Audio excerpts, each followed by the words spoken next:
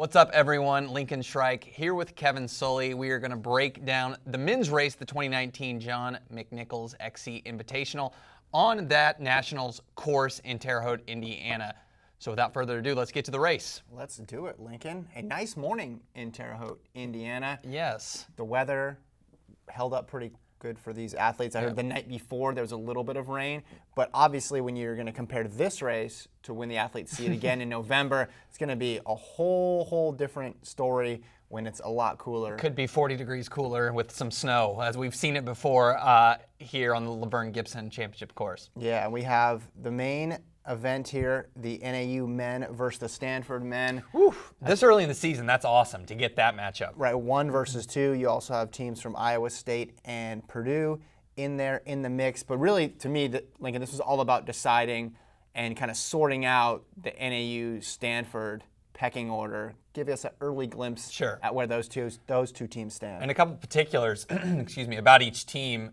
For Stanford, this is their first race under this new regime. J.J. Clark and Ricardo Santos taking over as the director of track and field and then the head men's cross country coach, respectively. And then on NAU's side, they're obviously the 3-time defending champions, but they sat out Jordy Beamish and Blaze Farrow. That's right. So a little bit of a weaker squad, but they have so much depth that we'll come to see that it really didn't matter when it came to this. Well, there's a parallel to draw to the early season meet last year where it was the Nutty Comb Invitational in Madison, and it was the last weekend in September, and they sat Matt Baxter. That field was more stacked than this field comparatively, but it didn't have the 1 versus 2 element because I think at that point we were thinking BYU, and BYU wasn't there. But NAU sat out Matt Baxter and still dominated, and that set the terms for the rest of the season. Remember, NAU has not lost a cross-country meet, a varsity cross-country meet of any kind since they began their title run in 16. So 16, 17, 18, they haven't lost any race. And when we found out that Stanford was going to run an A squad with Thomas Ratcliffe, with Stephen Fahey, with Osberg, with Parsons, and we knew NAU was sitting out 2 guys, this looked to be a spot where they could be vulnerable. Yeah, no, I definitely agree, especially when you look at the Stanford squad, their times, their track times specifically. Obviously, we know they're good in cross country. They were 5th last year.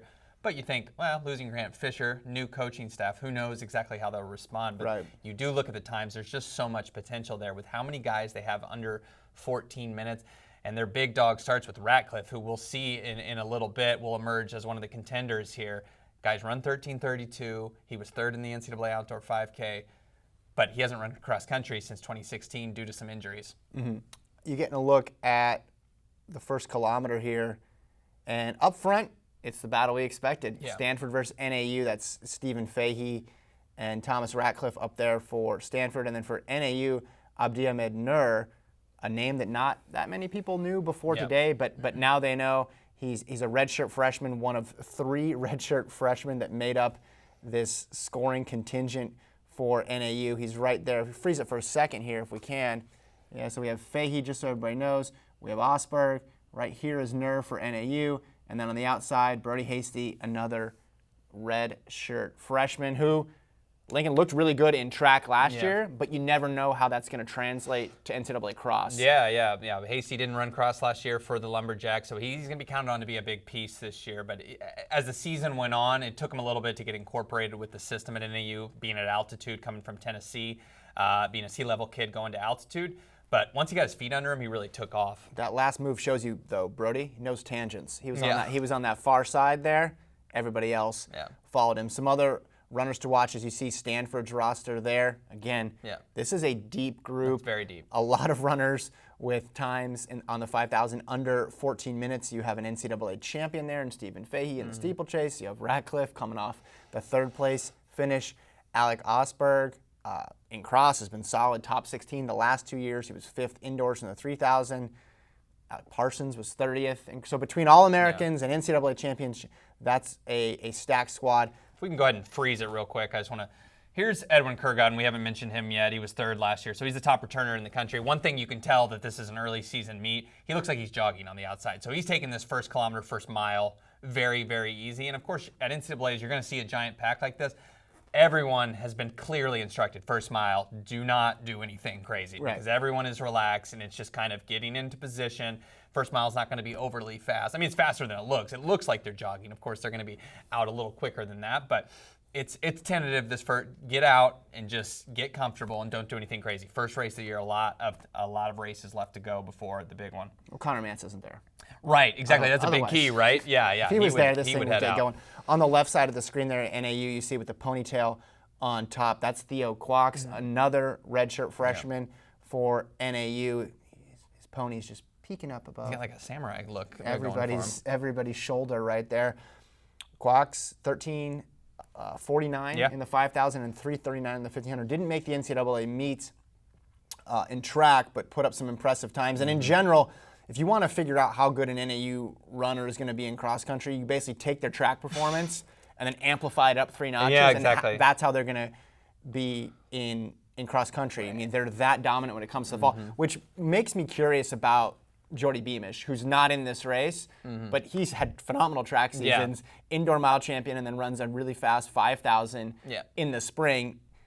I mean, using my NAU converter, I think that means he's going to be pretty dang good. Yeah, and then, he's been, 39th, I think, the last 2 years, 39th or 40th the last 2 years in NCAA cross, so he's got some room to improve this season, not out there right now. But there's something to be said, I think, with NAU, just how deep they are, just running as a part of a team. I know that kind of can be a cliche, but really just running with your teammates, that elevates this group. And this field, as we compared to Nuttycombe last year, didn't have the depth from like the first team to like the 15th best team. So it's no surprise that Stanford and NAU are asserting themselves at the front of the pack, along with Purdue and along with Edwin Kurgat of Iowa State. Also, Addison DeHaven is in there for the Cyclones as well. But this was really a battle between those 4 or 5 teams. Indiana sent a B team there, so it's almost like a quad meet in a way, with like a secondary battle, because you can see already there's a lot of separation there toward the back of the field. And again, it's slow still. It's slow going. No one's taking this out. So you're just going to get the top group. No depth really in this meet beyond about 4 teams. So like you said, a quad meet, and then we get a look at the roster there. Grijalva, a guy we haven't seen, but you can see him, the hair flowing in the background there. 15th ranked guy in the Flo XC. I think he's got the potential to be better than that. He was NAU's 3rd man last year. I think he saw the Flo XC rankings and was like, no. Yeah. This is not where I belong. Look, you could make a really strong case for him in that next group behind Kurgat, behind Ratcliffe, behind Gilbert Keegan. Like, he could be in that mix and potentially grab some of those guys that drop off. So I see him after this weekend definitely as a top 10 guy. He looked very composed, very relaxed. Yes. Is he at the Day Baxter level yet? I think he can be. I think yet no, but obviously because we haven't seen it yet. But good track seasons last year, both in and out. And again, this guy has been solid in cross country, just not quite on that level. Lose a little bit of the depth at the top with the graduation of McDonald and Day and Baxter, and then obviously Grant Fisher. I think he emerges as a top 10 guy this year. Burks for NAU and Ryan Raff also in the mix up there towards the front of the pack. Good guys to have, just furthers that depth. NAU's 1 through 5 split here when they got to the finish, just 28 seconds. And that's without Beamish and Farrow. Now, granted, it started off a little conservatively, but just shows you that overall depth. But to me, the guy who really probably is making Mike Smith excited and getting him pumped up after this race is Nur, running in a big race for the first time and sticking right in with that group. Certainly. Yeah, I mean, he's run 14:06, and you put that, like you said, the thing you've trademarked, the NAU converter, a season on the team now, training with this group. He's going to be substantially improved from a 14:06 type fitness to being a guy that can possibly score for them at the national meet. So we're about 8 minutes on the clock here, and this is where Edwin Kurgat eases to the front. As you said before, looks so easy. I mean, are his heels even coming up 7 inches off the ground? No, and then that first kilometer he was so relaxed, and it's like he can't help himself here. Yeah. You have to go to the front, or else this is going to be a walk. The field's going to be keen off him, knowing his strength. Cross country is his specialty. Very good on the track, running the 13:30s. But cross country was really where he makes his name, and everyone was expecting him to go to the front, and he'll make that move here. Yeah, and a theme that's going to emerge here is of the NAU pack, but also the Purdue trio. They had a nice group up there with Jarrett Carpenter, Kurt Eckstein, and Brody Smith up there that are going to stay together all the way through. So a good 1, 2, 3 there for the Boilermakers. If they can get 4 and 5 up there too, a real team to watch. They came in ranked 19th. I think they can elevate that a little bit there with the strength of that top 3. Obviously, you have to have 5, and we don't know what they'll have in those last 2 scorers. But this group for Purdue is looking good up front. Kurgat there, solid. So at this point, Stanford looking pretty good. Fahey, Ratcliffe, Parsons, Osberg all up there, but there's a fair bit of yellow there as well with Hasty, Nur, Quacks, Raff, Burks. Grijalva's in there, but he's not in any rush really. I mean, this is his practice for him, right? I mean, he is so calm and so relaxed, and there's no need for him to go to the front. It's being confident. You see it from some of the younger guys. I mean, you can bet Nur was amped up for this. Freeze it a little bit. Freeze it. Go back a little bit. Sorry. No, you're good. Go ahead and finish your point. I just want to see we've identified. Keep going back. Our first freeze it there. Our first iPad recorder of the season. Anytime you see someone recording with an iPad at a sporting event, I think we need to point that out. No, I just we saw that at a mix zone at USA's. Yeah. It happens. I don't know. People don't have first, cell phones. Is it a first-gen iPad? I would hope not, but it just is a strange sight. I know those things can record video, but I don't know if they're meant for that necessarily. Just had to point it out there. Look at the back of the pack, like I mentioned. There were a lot of teams in here from smaller schools, schools not expected to contend. Transylvania even made it for the national from the castle on the top of the mountain. They made it all the way to Terre Haute. A little separation here for Kurgat, and I'm wondering at this point if he thought, do I want to do all this by myself, or do I want to ease off a little bit and have the camera angle kind of fools you a little bit. Looks like he's trying to break away, and Ratcliffe and the rest of the group kind of ease it back. But off that turn, the camera you can tell angle, you can see into his soul there, Lincoln. But I think we talk about this a lot. Oh, you got to see the championship course. I mean, sometimes we roll our eyes. It's like, come on, if you've seen one cross-country race, one course, you've seen them all. But these turns is where you can really separate while everyone else is navigating, and you kind of sprint away from it. I think Kurgat getting his feet, he's never, maybe I'm wrong, but he may have run this course before he transferred. I could be wrong. But still, they didn't run this course last year, obviously, for national. So getting the feel of this will be important for him as he's going for that national title. He probably is going to be somebody that's going to be leading a lot, if not all, of the 10,000 meters when we come to November 23rd. So getting the feel of the terrain and the twists and turns is important for him. Graphic there up for Ratcliffe. Ran cross country in 2016, not in 2017 or 18. So one race in 18. 18, excuse me. So this looks to be his first full season. Yes. Since 2016 obviously was great on the track. Last year outdoors, and I think established himself, didn't win the race, but established himself as a contender for the title. Yeah, just injury bug has consistently hit him in his time at Stanford. I think he had like a patellar tendon injury that kept him out. He had to have a couple surgeries. But man, when he is fit, and he can get fit fast, as we saw in outdoors, 3rd place behind McDonald and Fisher. This guy is a supreme talent. And we knew that from 2016 where he came up and I believe was top 10 at the Pac-12 meet coming out of nowhere. But this is a great sign. New era, as we mentioned, for Stanford, and it looks like they're going to actually run their athletes, early and often, which is an exciting thing to see. Didn't see that in the Miltonberg era, and I think in the past, if this Milt was still coaching, we would not have seen Ratcliffe here. But it was good sign for them, and I got to think it's a big confidence boost too for this team. Brody Hasty up there. Still has the trimmed hair that he had for outdoor track. Yeah, he's bucking the trend here. Cut off the hair. Yeah, I mean, long hair is kind of the thing for NAU. Thought he would keep it forever. Man, what a talent! And like I said, it was a little slow coming for him last year, but I think we're going to start to see the 4-flat talent this kid ran in high school, and he's going to start to really emerge as one of the better runners in the country. I can tell you his 77th ranking is going to improve coming off this meet. 77. Yeah. I mean, after today. Looks at here. Let's freeze it here just to take stock. So we got 1 NAU here, 2, 3, 4, 5, 6. Stanford, we got 1, 2, 3. It's still close at this point, right? 4 in the Parsons in the background.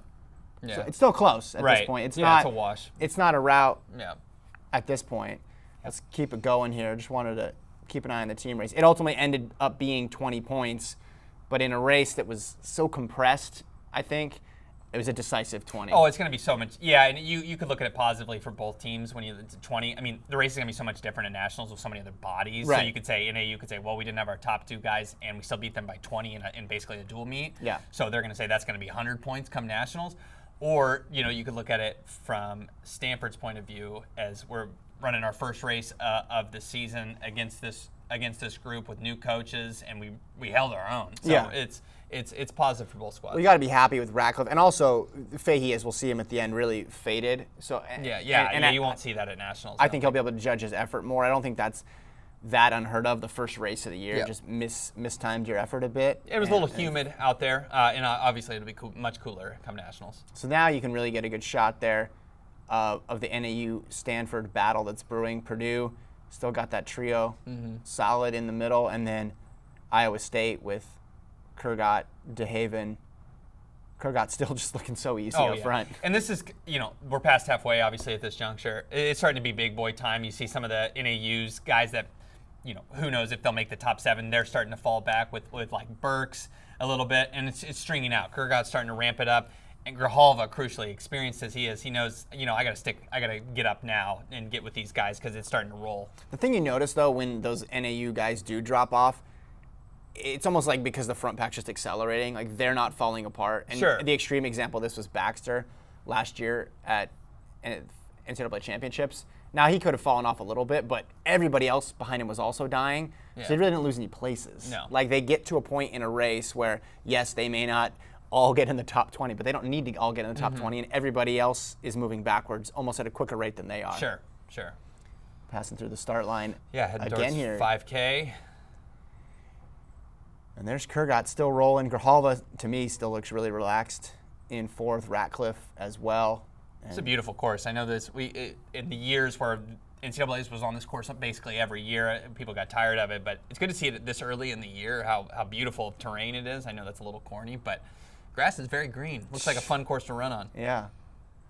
No, and like I said, it'll be interesting to see the difference in terms of, the switch obviously from 8 to 10K will make a big difference, and also the weather. Yeah. Oh, this course can be miserable. It can just absolutely be a difficult. The twists and turns are what really get you when the hills don't. Yeah. Because you do get some downhills, but this course is brutal, especially this side. The wind can whip when you're coming around, and you're knowing when you're running 10,000. I got to do this all again, and it's freezing cold, and it's only getting harder. So, it's tough. Much better conditions for these guys here. So there's just what I mentioned there with the 2 NAU guys dropping off, but look at this big gap to the next group. Yeah. Like they're still solid in there. They're 4 and 5 here. Raff and Burks, they don't slip out of the top 20 at all. No. They're still rock solid in there. And I think that can be a little tricky, though. I think that can be deceiving. And when you talk about this top heavy of a meet, though, it's tough to know exactly what that means for them. But for NAU, this is just getting their feet wet, and they may not even need these guys. Well, that's what I'm saying. Yeah. Those 2 guys, when Yeah. Beamish and Farrow come in, those 2 guys, maybe that's Hasty and Nur or whatever, right? exactly. So they kind of move with that. Yeah. You see Grijalva here throws in a little bit of a surge. Yeah, perfectly timed, right, on this downhill. This is when you want to surge and know how to use this downhill, because the second time around, this is when people can really make a break for it and start to move at the national championships. This is not going to happen here. No one's going to go out as a lone wolf in the first race of the year, but knowing how to run this downhill is going to be crucial in November. Yeah, and the downhill with the hair factor here Yeah, for it's a cool Grijalva, look. it adds to the whole image there. Nur's still locked in there. So is Quox and Hasty for NAU. The Purdue trio is still there. Kurgat at the front. And the Stanford contingent, you still got Ratcliffe up there.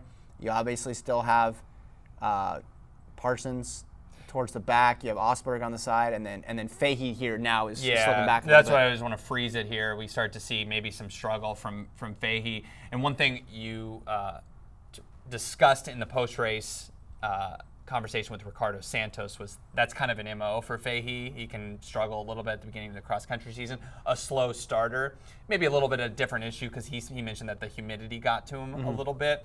But Fahey, I don't think it's any cause for concern here. Noting, one, that was 17th 2 years ago at this meet, and then also the fact that he was a steeple champion, run fast. He's as experienced as they come. Just was a tough effort, and I think he'll bounce right back. So we can continue to roll here. So that group now is down to 10 or 12 at this point. Everybody we thought would be there is there. Absolutely, yeah. At this point in the race. And again, Kurgat looks like he's on like a long run. I mean, this just looks so effortless. For most people, it does. But the arm swing a little bit more exaggerated. I mean, the leg turnover just looks so effortless for him. No, it's 100% true. We got some athletes there in the like the local road race kit. So we've allowed some unattached athletes clearly. So you see the Purdue up there on the right side with Brody Smith and Jarrett Carpenter, and then Eckstein is on the left side of the screen there. And in between, it's NAU and Stanford, and then Edwin Kurgat at the tip of the spear. He got a lot of experience leading out of this race. I mean, if you're going to take something away from it, that might be useful to have going forward the rest of the season. Again, just didn't look pushed at this point in the race at all. I think if he wanted to break away, he could have. I think for him, that's the better strat. Like if this was the national championship race, his best strategy to win would have been to move a little earlier because you wouldn't want Ratcliffe hanging around you with the personal best that he has. And Ratcliffe got third in a tactical 5,000 outdoors to McDonald and Fisher. So if Kurgat was really going full gas, I think he would have moved earlier. Oh yeah, and definitely when we see like what the finishing times will be, they're not overwhelmingly fast. They're going to split way faster through 8,000 meters when they run back here in 2 months' time. So. It's a relaxed effort. But Ratcliffe, though, is working, definitely. And I think that's because this was a statement race for him. If you can make one in September, just noting how long it's been since he seriously contested cross country. He's got the head down. I think he's feeling it just a little bit here. And, they're not jogging by any means, but it's also not super, super fast. But he wanted to get out and have a good performance here.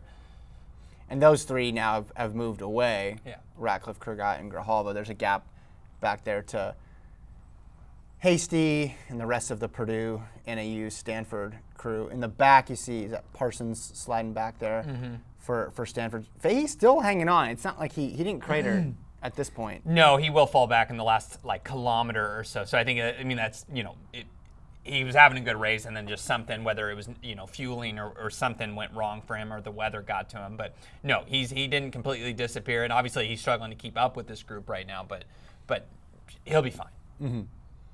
Yeah. Grijalva, he's going to slide back eventually. This is going to be turned into a two-person race. We're all right about here. But I think a promising effort for him. Actually, he's sticking in. Well, the thing with Grijalva, as Coach Mike Smith said earlier in the year when we were out there filming with him, this is 8,000 meters. So Grijalva's not in his office yet. He has not gotten his chair in his desk because he gets that at 10,000 meters. That's when NAU gets even stronger, according to Coach Mike Smith. So not in his office, not in his sweet spot just yet, over 10,000. Yeah, no, and who's to argue with that? Right. Who's to argue with that based on the last 3 years? But any question you have, oh man, NAU's losing a little bit because Ratcliffe's running away in second. Well, then you just look behind and you see Hasty, Quacks right there. Yeah. Boom, boom, boom. And even though they had a little bit of a gap to their number 5, it was nothing too dramatic, right? I mean, the score ends up being 3, 4, 5, 6, and then 13. But then their 6th guy was at 18. Yeah, and that would have been 2, 3, 4, 5, 6 if it was.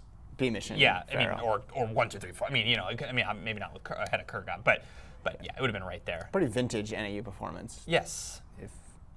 If you ask me. But now it's down to a 2-man race here with just Ratcliffe and Kurgat.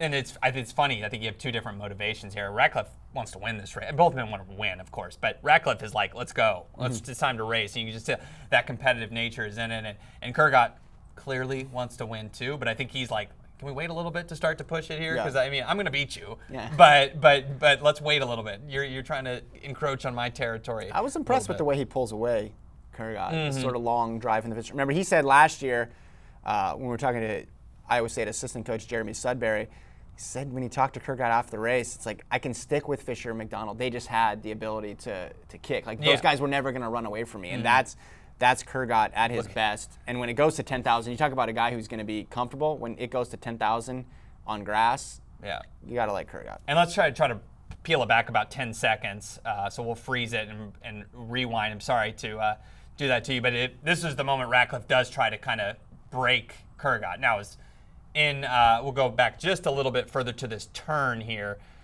where it is Kurgat just a bit more. My apologies here, but it's coming around this turn is when Ratcliffe tries to take over, and he's just not going to drop. So we can play from here now. This little edge on the tangent here. Oh, I didn't notice this. He just tries to zoom around and says, "Let's go," and you can see him take a peek. Oh, and then Kurgat has to go wider. Yeah. This is just an interesting thing here. Just Ratcliffe, a gamer. He's just coming out to just try to get a big victory here, and obviously he's going to do that. These guys are pretty similar as far as talent. A little bit different strengths here, and experience-wise, the edge is going to go to Kurgat, of course. But I like it. Ratcliffe not just settling for second. Go back just a second. Yeah, let's freeze it right here. Yeah. Well, what's interesting is restraint is always preached to these guys. But you have two very, very competitive people racing against each other. None of them are going to want to lose. Exactly. At this point, I mean, you just look at the faces here. They're locked in their dial. Then here's Mike Smith. He's going with a white hat early on. He puts the black hat on. Yeah. Later, is that how that works? Yeah, it must be. I don't know what he's going to say to Luis Grijalva, but I guarantee it's going to be philosophical and concise. Yeah. It's going to be over in 3 words, and I won't understand it, but his team will, and that's all that matters.